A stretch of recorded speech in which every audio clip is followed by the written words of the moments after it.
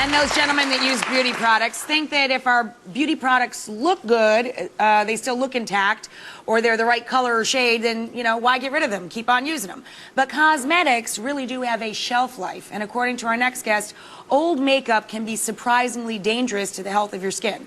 Please welcome back to the show board-certified dermatologist, Dr. Cameron Rokhsar. Of course, we call him Rockstar. Thank you. So, beauty products really can get, and the more organics and goings-on in the beauty product, I would imagine, they not only have an age, but a short shelf life. Right, absolutely. Beauty products have shelf lives, and there's a few issues associated with it. One is that the active ingredients in these things actually break down, so the effectiveness of the products actually goes down. The second issue is that through continued contact with the skin, there are bacteria that we have on our skin, and the bacteria can actually contaminate these products. And these products can actually serve as a reservoir for the bacteria to grow there and recontaminate your skin, which can cause all kinds of issues, including skin infections, eye infections, exacerbation of acne, and even passing on of herpes simplex or cold sores from person to person. Oh, my God. All right, so some of our viewers have been using old cosmetics, as well as our studio audience, and we wondered if there was any, you know, risk to the products they were using at home. So watch this. Take a look.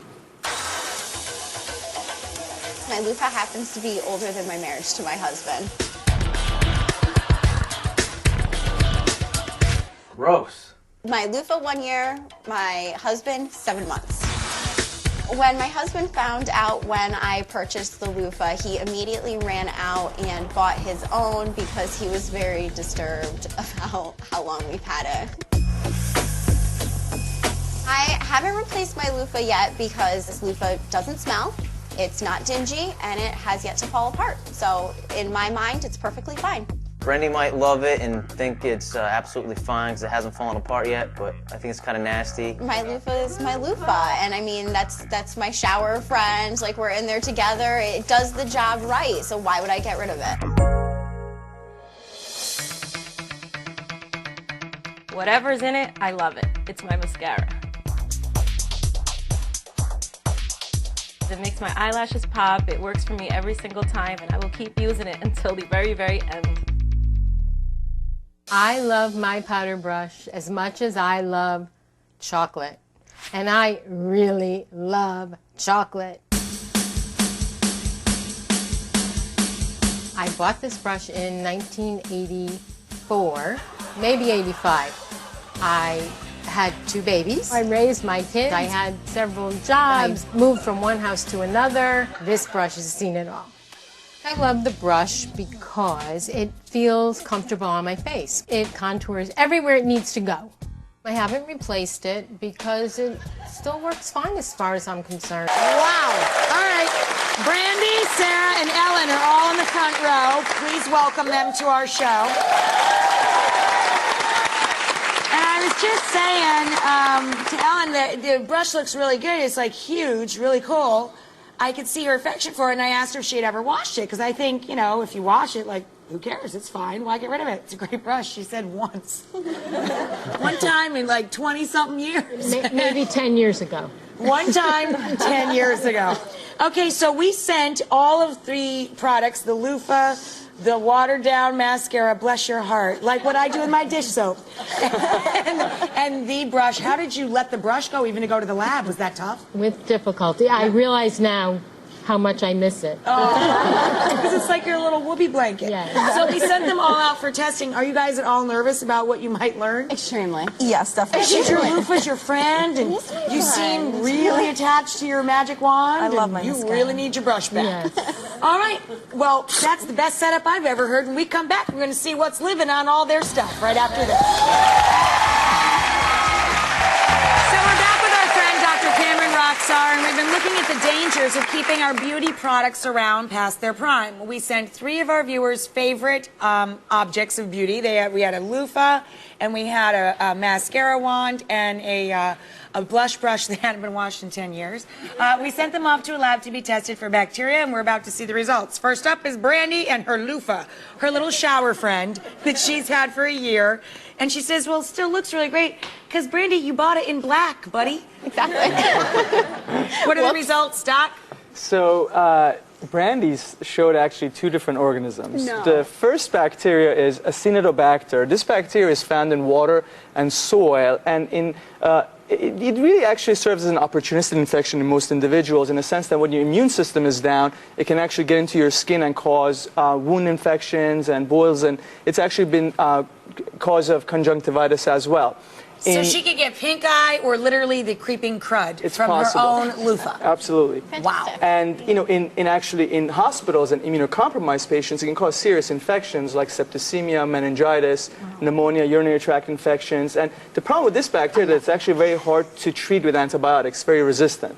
So time to get rid of that loofah. I think it's time for a new one. I think it's time for a new shower button. So how long should we be hanging on to our bathroom sponges? My mom used the loofah like the natural one. You know, it looks like a plant. You know, it looks like a little mesh football kind of a It's got all thing. those crevices, and you know that harbors bacteria. So you should really get rid of it every 3 weeks or so. And sponges, you know, maybe every 6. Yeah. 3 weeks. 3 weeks. And sponges every maybe 6 to 8 weeks. Boy, I guess we got to buy some affordable ones. There we go. Yeah. So there was actually a second organism also, Yeah. which is yeast, and that's the most common form is Candida, and Candida can cause rashes around the mouth called perlesh. It can cause rashes around the inner gluteal folds, diaper rashes, as well as infections of the nail folds. So. Oh, baby. I've never gotten any of those, though, so I'm happy with it. Oh, do not bring him home from the hospital. Leave the loofah. No, the loofah's gone. Before it leaves something funky on you. Oh. All right, up next, Sandra's mascara. 1 year and going because she keeps adding little eyedroppers of water. The results? So the mascara showed actually a bacteria called bacillus. And bacillus is both in free forms, in living in the environment, and also it can be pathogenic rarely. It's been shown to cause food poisoning in rare instances. But, you know, even though it's not a major cause of human disease, the fact that you actually had a bacteria growing in your mascara should alarm you. And, you know, we should get rid of that immediately. Yeah, time to get a new one. Yeah, done. Let the water go. Stop watering it down. So, how long should we be keeping our makeup products?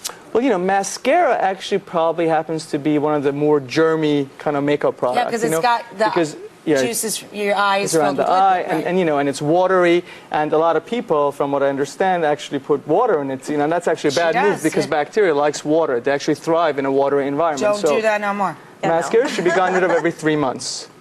3 months. Yeah. Now, See, you even said in the piece, people tell you 3 months. They were right. Now, other products like powder-based makeup, you know, you can store them for about 2 years or so, but probably not longer than that. 2 years is good, though. Yeah, 2 years is good. 2 years out of one blush is all right. I can live with that. Okay, so up next is Ellen's powder brush. 25 years, and it is a good-looking brush, I have to say. Yes, it is. But she's only taken it for one wash and spin. The results, what's grown in her Petri dish? So in the Petri dish, we actually discovered Staph epidermidis. I know, that's bad.